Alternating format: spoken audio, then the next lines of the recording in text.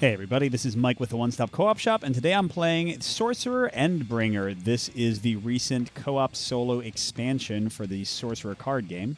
And disclaimer that I was sent a review copy of the base game and the expansion and some of the side expansion decks. And if you like the content on the One Stop Co-op Shop, consider supporting us through Patreon. You get early access to our videos and exclusive videos every month you can't see anywhere else. You can also listen to our podcast for reviews and design discussions, or come and say hi and join the conversation on our Discord. So Sorcerer has been around for quite a while. It took them a long time to finish the expansion. And in the competitive mode, which I'll review in a week or two, I'm going to review both the competitive mode and Endbringer solo co-op mode. But in the game, what would happen is each player would pick a character, a domain, and a lineage, and that would give them these like ongoing power cards. And then additionally, they would combine these 10 cards from their character, 10 cards from their domain, and 20 from their lineage. So that's kind of the biggest one, and shuffle them all together into one deck. So it's sort of like a deck construction game, but you're only picking 3 things instead of like individually selecting cards. And Endbringer maintains that when you're playing solo co-op, you can still mix and match your own deck. So I am only using decks from the core game, which came with 4 characters, 4 lineages, and 4 domains. But there are a ton of other expansion packs with more characters and things if you want to get them. They sent me a bunch of them.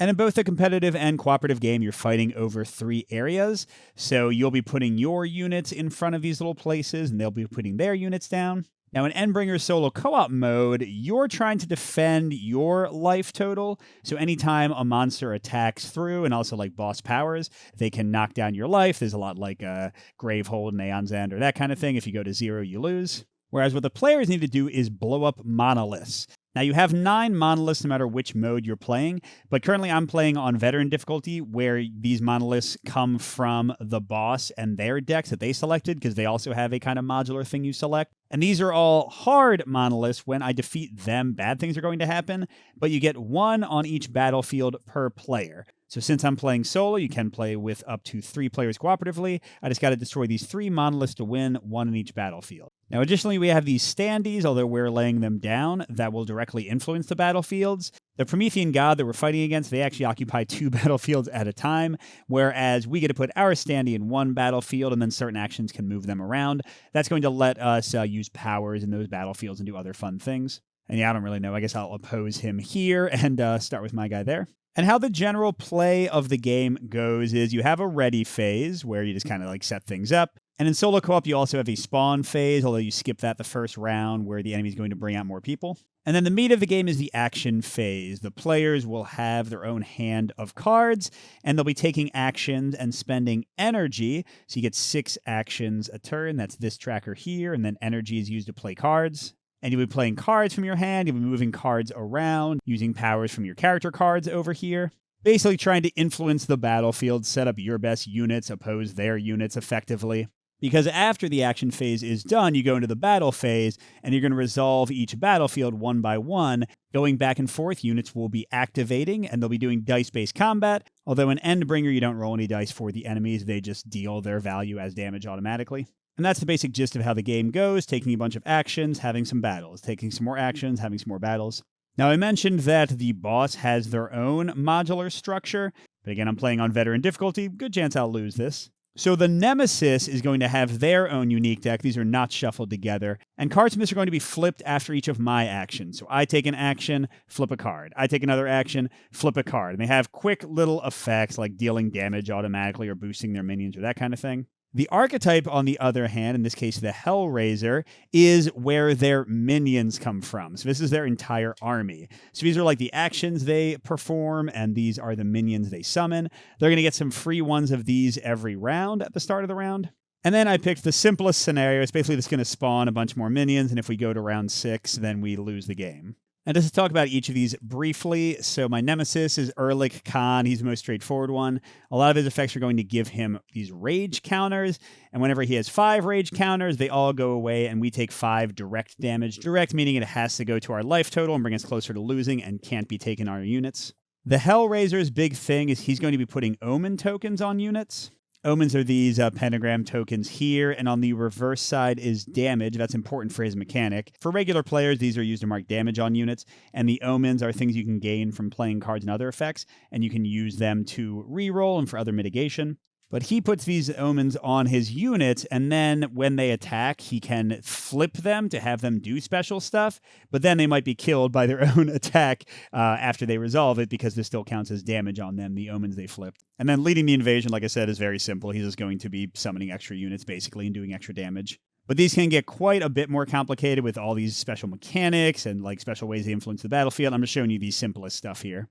As for my mechanics, Tegu, my character, as an action, and this little sword symbol, cross swords, is super important. That means that everything else that comes after that symbol, and this is almost on every single card in the game, all the stuff that comes after that symbol can only be used in the battlefield where this character or unit is located. So remember how I put my avatar in the middle battlefield? I could not use this action and this ability in the left or right battlefield.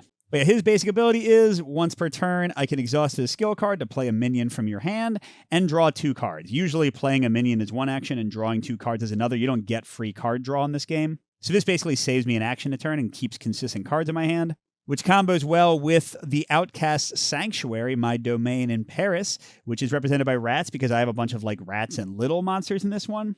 And this is a tactic, so tactics are things you can use when somebody attacks. In this case, any unit that's where my avatar is can use this tactic. I can exhaust this skill to give the attacking minion +1 attack, and then if I do, I may destroy that minion at the end of the attack to gain 3 energy. And just like cards, it's hard to get energy for free. You do get a little bit at the start of each round, and you start with 6, but normally 1 action gets you 2 energy. So this is going to get me a lot of extra energy, so I'm basically blowing up my weenie units to be able to play bigger ones. And where are those bigger units coming from? My lineage, the Blood Lord. I'm the Lord of Vampires. So whenever I play a vampire minion with that little key symbol, I may exhaust this card if I played them where my avatar is to gain 2 blood. And my card comes with this little blood pool tracker. And basically, I can use blood for a whole bunch of uses. For 2, I can use it as a tactic when a vampire attacks to get +2 attack. And they don't have to be where my avatar is. That can be anywhere. And then all the rest are about like playing units for less or bringing them back from my graveyard or pulling them from my deck. So yeah, I've got some like really big, really tanky, really powerful vampires in my deck. And I'm hopefully going to draw into them with Tegu's ability, make them affordable with my rats, and then get some blood to win. That's like sort of the combo I put together. We'll see if it works. All right, so that's enough of the basics. Let's jump into the actual first round of the game, and I'll explain more about the cards and the actions as we go. So you start with a 6-card hand, and a few things about cards. Cost is in the upper left, which deck they came from. So here you see I got a mix from all of my things, from my character, from my domain, the rats, from my vampire lineage. And there are a few different types of cards. A minion has an attack stat and a defense stat. Attack is how many dice you roll. 7 is the max. Even if you like play cards like this little attachment here that would add more to attack, you can never roll more than 7 dice. So Johann Strahl is as strong as they come. And then the 6 down here is, I forget what they call it, their life, their vitality. Once they have that much damage, they're dead. You get it. And then you have sorceries. They get played and then discarded, and they're just a one-off effect. A lot of cards, by the way, will have this little omen symbol here. That means when you play the card as a bonus for playing it, you get an omen, which again can be used for re-rolling dice and other mitigating effects. And then you've got attachments, which can go on your minions and give them other powers and things. All right. And I can do a mulligan, putting any cards to the side, redrawing, and then shuffling them in. So I've got Horatio the Outcast. He costs 6. When played, destroy an enemy minion that has 1 or more damage counters on it, although he's pretty weak himself. This Soul Eater, you may deal 1 damage to the attached minion to draw 1 card and gain 1 blood, and it makes them +2/+1. That's pretty cool. Sadistic Ceremony, play a minion with essence 2 or greater. Oh, that's what it's called, essence. That's what their life is. From your hand, paying its cost, weaken it 1 or more times. Weakening means putting damage on it, but this cannot be fatal damage, so you have to stop 1 before their final damage total. Count the damage dealt this way and deal that much damage to another minion in the same battlefield. Well, that's pretty cool. Okay, this crazy 10 guy, when played, exhaust this minion, destroy every other minion at the battlefield. Well, that's a great splash-in card later. Gain 1 blood for each minion destroyed this way, but he costs, again, 10. I'd have to save up a ton. Prowling Defiler. When played, you may return 1 of your non-legend minions to your hand to gain 3 energy. Okay, and then what's this? Energy-bound Prophet. When played, you may pay any amount of energy, draw that many cards, and gain that many omens. And she's only a 1, so she's a perfect candidate for my little Outcast Sanctuary thing. All right, so who do I not want to keep? I think Horatio seems a little expensive. I think Johann Strahl, as awesome as he is, seems expensive. I don't love that guy's ability. I don't need to weak. Yeah, I'm just going to keep these two and redraw the rest. I've got a lot of places to guard, so I'd rather have, there we go, some cheaper. Well, actually, I guess that's only one minion. So I have 2 minions and a bunch of other things. Okay. All right, so now I get to go into my first action. What are our action options? I can channel energy to gain 2 energy. I can meditate to draw 2 cards. I can play a card that's called casting a spell. I can activate a power that says action on it, like a Tegu's thing here. Or I can reinforce, which means I move one of my minions, and additionally, I can also move my avatar. And what did I get now? Coven Concubine. She costs 3. She's a vampire. Whenever you play another vampire minion, gain 1 blood and 1 omen. That's nice. Tegu's Resolve. Choose one, weaken a minion twice, or heal up to 2 damage from a minion. I got 2 copies of that. I've got her. I've got this Soul Eater tactic. And I've got the Sadistic Ceremony. Okay. So here, let's go ahead and exhaust Tegu to play a minion in his location. I'm going to play the Coven Concubine. And since I'm playing a vampire minion, let's exhaust this to get 2 blood. And yeah, she has to go in my area. There we go. So that was 1 action, 3 energy. And because I use Tegu's power, I get to draw 2 cards immediately. Ooh, Ravenous Aristocrat, another vampire. Oh, and by the way, sorry, I did not get an omen for playing her. So he would get me an omen 6/5. When destroyed, gain 1 blood for each damage counter on enemy minions. Cool. And I got, gosh, how many Sadistic Ceremonies do I have? Yeah, if I don't use the weaken effect, then they're really just like not that great. And the only unit I could play that I could weaken because I couldn't put extra damage on her, yeah, I don't know. It's not great. By the way, they have one of the same enemy at each location over here.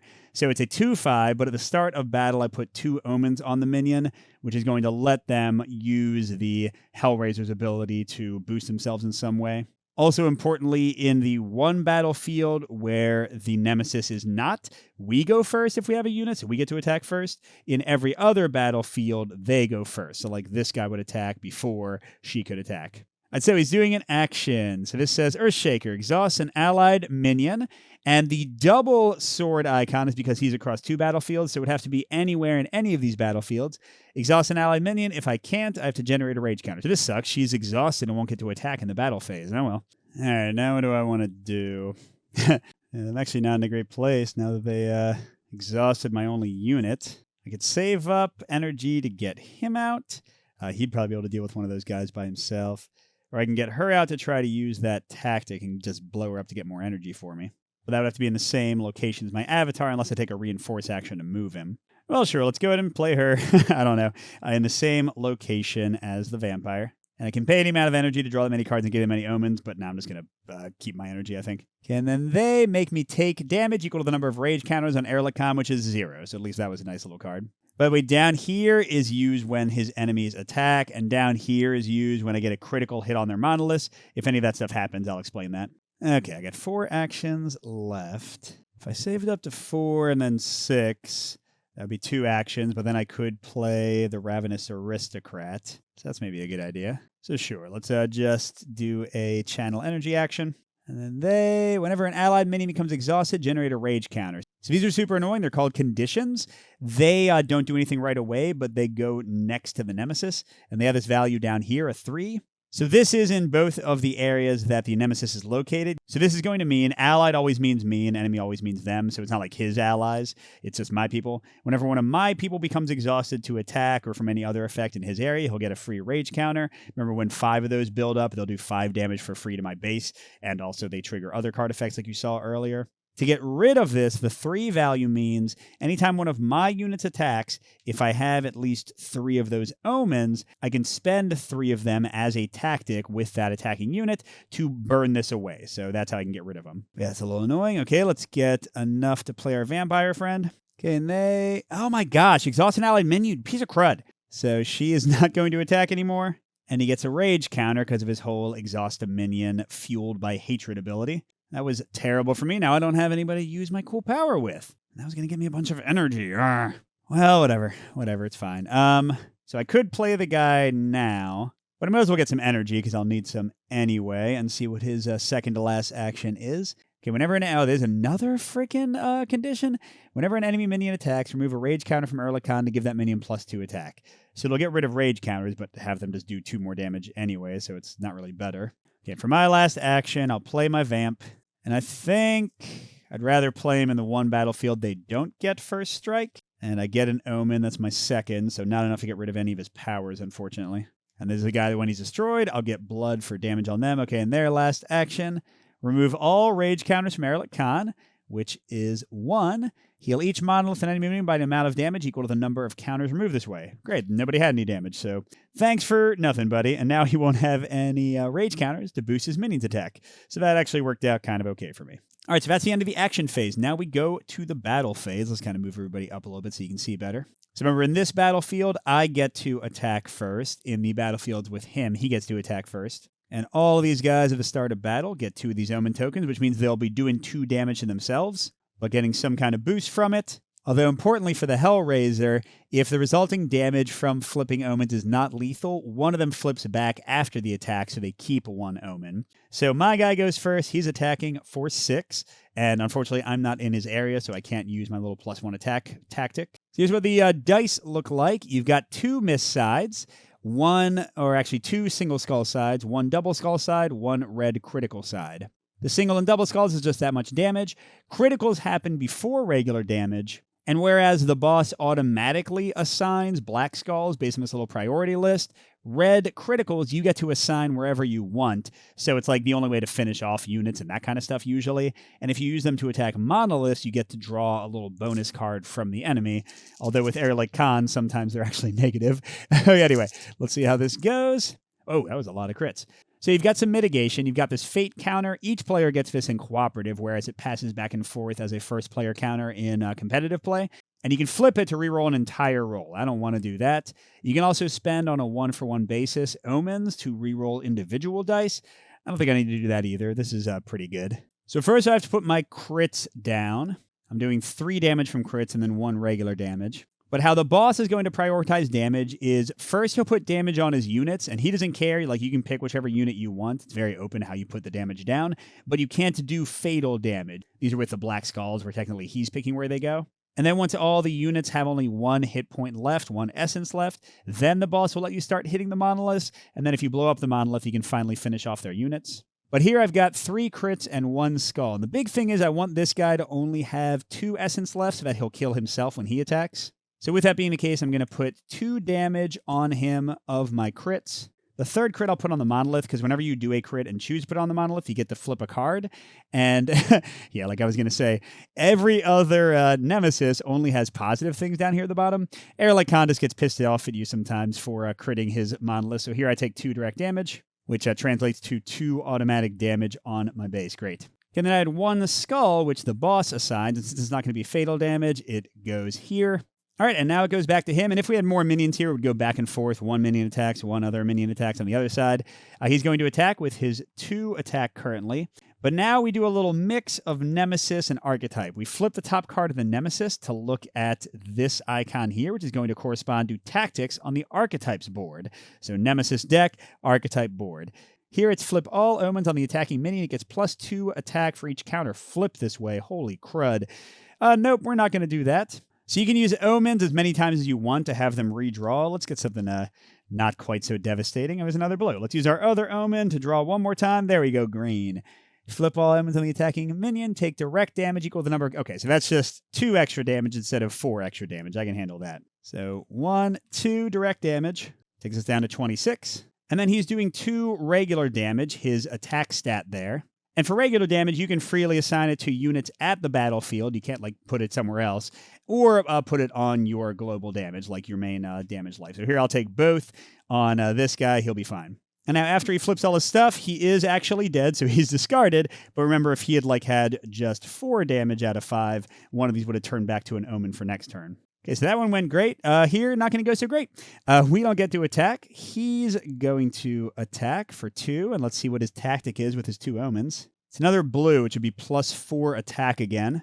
The other option I didn't tell you about, because I didn't want to do this for the first guy, because then he wouldn't have died, you can use your fate counter, your reroll an entire roll, to instead cancel an entire tactic draw, and you don't redraw in this case. So this guy just doesn't flip his tokens. And he just does 2 damage. Let's put 1 on her, but I don't want to actually kill either of them yet.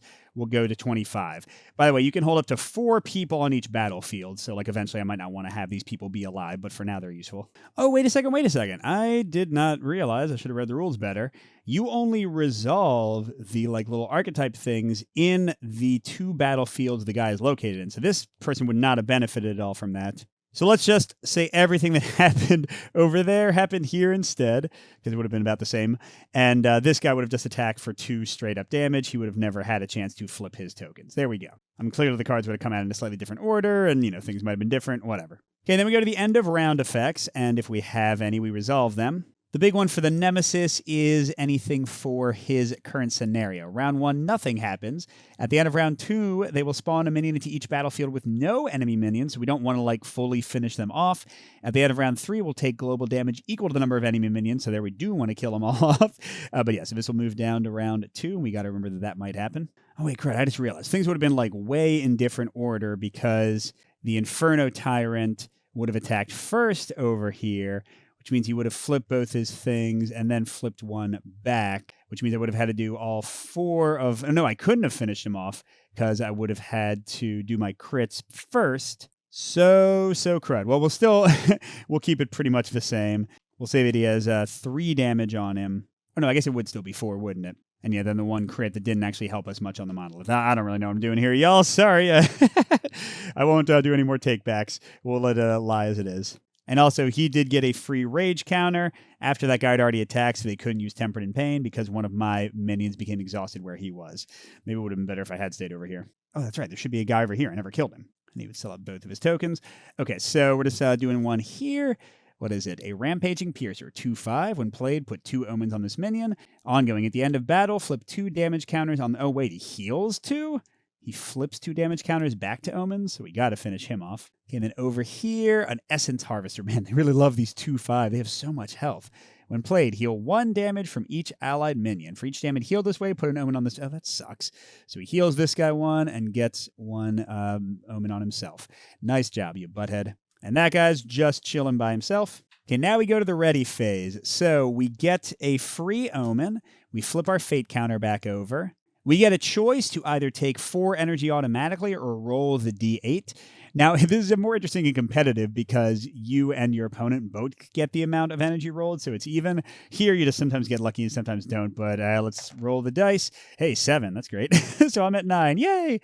I go back to 6 actions. Yeah, everyone's unexhausted. I also roll the d8 for his avatar. On a 1 to 4, he's on the left and middle. On a 5 to 8, he's on the right and middle. He's always in the middle. So he is moving over. And then I get to put my avatar down. Where do I want to be? I guess I need to get somebody here to oppose this, right? So, sure. Do I want to be here for her to do the tactic I'd planned on and get me some energy and blow herself up? Yeah, I'll be over here still. I can always play just a random person over here. All right, we go back to the action phase. Remember, I don't get any more cards. I have the same ones I ended with. All right, so I better draw some cards first because I have no minions to play to use Tegu's ability to draw more cards for free. So let's go ahead and draw 2. I do have a ton of energy to play them with. Okay, and I got somebody. Doom Spirit Keeper. When destroyed, gain 2 energy. Oh, and gets me an omen. Hey, that's pretty cool. Let's see, what's Erlich Call do? Whenever an allied minion enters play, deal 1 damage to it. That would literally kill her, you stupid. Yeah, and there's another one that I gotta get rid of with omens. Man, he's got 3 of these now. We know this is pretty dumb, but whatever. I'm gonna use an action. Pay 1 energy to play the Doom Spirit Keeper, which gets me an omen. I'm using this action, so I'll draw 2 cards in a second. And I'm playing it here, which is in Erlich Khan's battlefield, which means heal does 1 damage to her. She dies. She gets me 2 energy. So long story short, I went up to 10, and I got to draw 2 more cards from Tegu. And there we go. At least somebody decent. Oh, it's a vampire, too. What dumb thing are they doing? Oh, my gosh. They just get 2 rage counters. Okay, I'm going to play Night Veil Hunter. She's another vampire. Ongoing, whenever an enemy becomes exhausted, gain 1 blood, so I'll gain bonuses when they attack. And she gets me an omen, so now I do have enough to get rid of one of their dumb special things. I'm actually going to put her down here, which means she does take a damage from him being there. But it also means because my avatar is there, I can get myself 2 more blood. I'm going to do something blood-related in a second here that y'all will like. Oh, and sorry, she cost me 5. That was not free. Wait, so that was draw, play the thing, play her. Okay. All right, now what's he doing? Generate a rage counter unless you lose an omen. Oh my gosh, well, rage is so much, even though I wanted to keep the omens to get rid of his tactic things. All right, now my next action, I'm going to do Bloodbath. pay 1 action and 1 energy to gain 4 blood. I've got 8 blood now. What does that do? For 8 blood and an action, I can search my grimoire, that's my deck, for a minion and play with its cost lowered by 4. So I can just go crazy here. And yeah, I'm going to bring out something really powerful with that, but not yet. First, he's doing his thing. Oh, take damage equal to the number of allied minions and generate a rage counter. So allied minions are my minions in his whole area, so that's 3. All right, I'll take 1 on her and 2 on my health total. And he gets another rage. He's 1 away from all of them clearing, which might actually be good for me because otherwise he's going to be using them to make his minions attack for more. But if he gets 5, he does 5 damage to me, which is not great. All right, let's do it. Boom. And all my blood. And I get to search for somebody and play them for 4 less, which means I can play somebody up to 8. I forget about vampires. Actually, I like this one, Naranjarel. Oh, by the way, this icon means that they're what's called a legend. Some effects, especially in competitive, don't affect legends. So she's a 4/4. This symbol means she's flying. Normally, when you do a reinforce action, if you're on the left side, you can only move to the middle, not all the way to the right, but she can move all the way. She does get me a 3rd omen again, so I'm ready to once again get rid of his card. And when I play it, I get to draw 2 cards, then weaken an enemy minion in their battlefield. I'm playing her here, by the way, so no battlefield is totally undefended. And he gets weakened. That's right, she takes a damage too from his dumb effect. And I get to draw 2 cards. Ooh, I got a nice attachment and another vampire. And she costs 5, so it did cost me 1 energy. Okay, I still have 2 actions left, so I can like boost some people before the combat happens. Ooh, and I just realized that I forgot the Coven Concubine's ability. Whenever I play another vampire minion here, I gain 1 blood and 1 omen. Awesome. So that'll get me up to 1. All right, but what's their reaction in response to my blood? Exhaust an allied minion if you cannot generate a rage counter. Okay, well, this time I have a bunch of options. I want to blow her up for energy. So I guess I'll exhaust my 2nd strongest person here. All right, and then I want to, get some of these nice attachments on people. So the Butcher's Cleaver costs 1, and the Soul Eater costs 1. The Butcher's Cleaver, when they fight, it's +2/+2. There's only +2/+1. You may discard a card to weaken a minion or draw a card. That's pretty good. And this one, you may deal 1 damage to the minion holding this to draw 1 card and gain 1 blood. But it's 2/2. I guess I'll just play both of them, right? Okay, so for this action, I'll go boop, boop. And, ooh, they both give me omens, so I can potentially get rid of 2 of his things. Okay, so this is the Butcher's Cleaver. I'm going to put this one on her because she's all by herself, so having 6 life will be good. And in response, another stupid thing.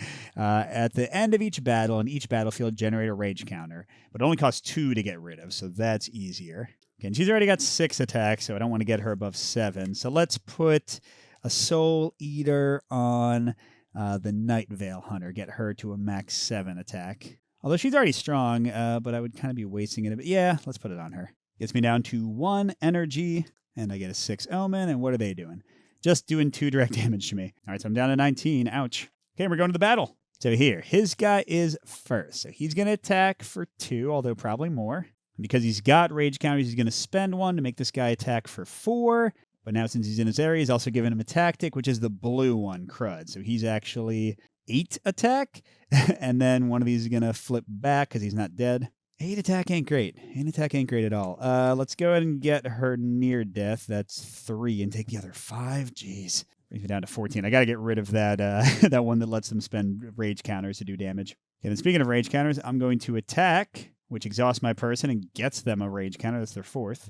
But yeah, I'm going to pay, I get their rage for free. I want to get rid of the one that lets his minions attack and the one that lets him get a rage every time that we exhaust. So he will still get a rage counter at the end of every combat. I'll probably die. Again, I'm playing on like the highest difficulty here, so it's supposed to be hard. Oh, that's right. Oh, hold on. I forgot.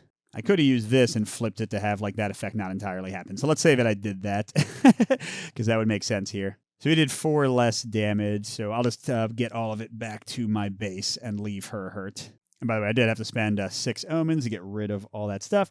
Okay, but now I'm actually attacking for 6. So let's see how this goes. Oh, that's friggin' great.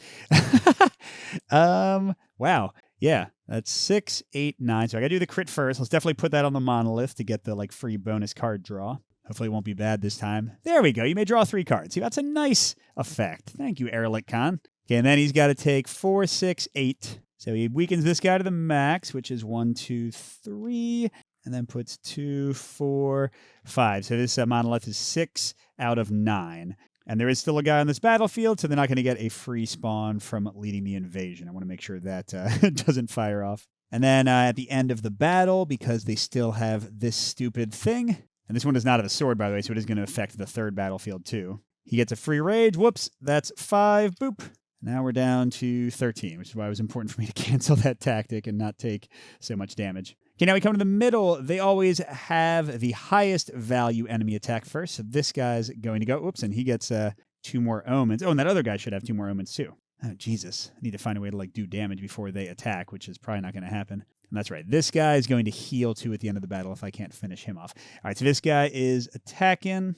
Let's see what he does with all those omens. Red. Flip all omens on the attacking enemy. Take global damage equal to 3 times the counters flip this way. That is 12 damage, y'all. But that does mean 3 damage on him. 1 flips back. Okay, now global damage can go anywhere. So I don't freaking know. 1, 2. How much can she have now? She can have 4 and not die. 3, 4. That'd be 8 more. God, this is hard. I mean, I could start killing people, but I might as well wait, right?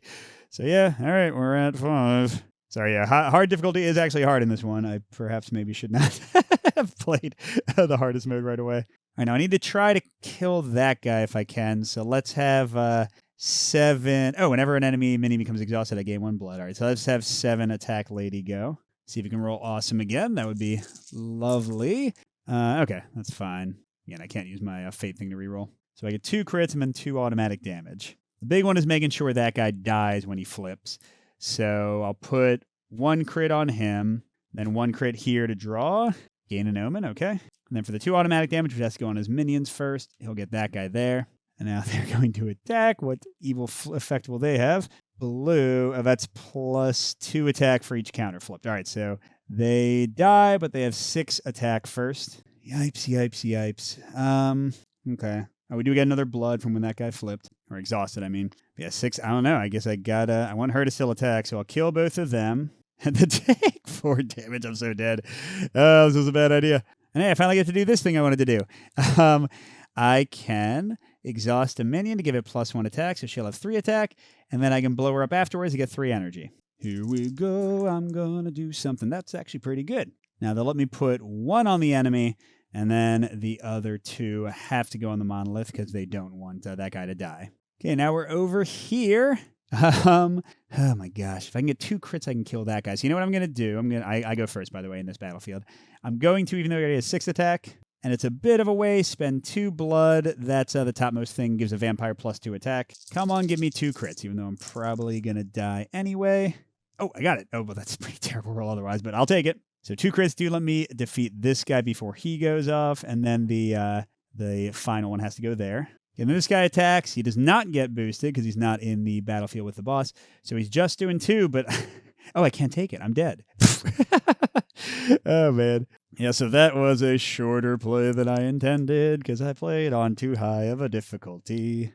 Although the funny thing is, the difficulty didn't really come into play very much. Well, let me show you what changes with different difficulties. So first of all, you can not play with a scenario. In this case, that wouldn't have mattered at all because they didn't even get a chance to fire off their scenario effect, but clearly I wouldn't have had to worry about killing more of the minions. The other big way to change difficulty is which monoliths you use, because I'm using tough monoliths that come from the decks. So if we destroy one of these, let's see. When revealed, exhaust and weaken all allied minions. See, 1 automatic damage, non-fatal damage, and exhausting all my people. That's pretty bad. Whereas when you're playing on an easier mode, you can play these ones where you actually get nice bonuses when you destroy monoliths. So that helps out, but again, I didn't get to where I destroyed a monolith, so that wouldn't have mattered. And then the last thing you can do to make the game easier, and this absolutely would have mattered, when you're playing on, I think it's easy mode, you actually skip 1 action from the boss every turn. So they only do 5 actions instead of 6. Would that have been enough for me to survive a few more rounds? I think it probably would have been. But also, yeah, I hadn't played against the Hellraiser before. Man, are these guys tough. Before, I've mostly played with the simplest one, which is the Deathbringer, and he brings his guys back to life, but he ain't doing what the heck was it? 12 global damage? That's like almost half of my life for the entire game. Yeah, so this guy's pretty crazy. I'll have to be careful and pick a stronger deck next time I play against him. But despite the poor showing, that at least gives you an idea of how Endbringer plays. And just to give you an idea how it would work if it was 2 or 3 player. You start with more minions on the battlefield because it's 1 per player. You place more minions every spawn phase. It's 1 per player in each battlefield where the guy is. You flip more actions because you do one after each player's action. So like in a 3-player game, you're doing 18 actions from here each round instead of 6. There's 1 monolith for each player, so basically everything just multiplies. The only thing that doesn't multiply exactly evenly is that you can have 4, 6, and 8 people in each battlefield in 1, 2, and 3-player play. So you can't have, what would it be, 12 people, 4 times 3 in a 3-player game in one place. And then, as you might imagine, you get 3 times or 2 times the amount. So you would start with 90 life in your global thing if you're playing a 3-player game. But yeah, that is Sorcerer Endbringer. Sorry to cut the video short because I suck, but hope you enjoyed and at least got an idea of how the game plays. And I will have a review of both the competitive and cooperative play in a week or 2. And at the end of many of our videos, I'd like to thank our biggest Patreon supporters, the ones who do the most to keep the channel going. They are J. Willie MF, Steve Wren, and Pedro Lucas. Thank you all so much. And everybody else, good gaming, and we'll see you at the next stop.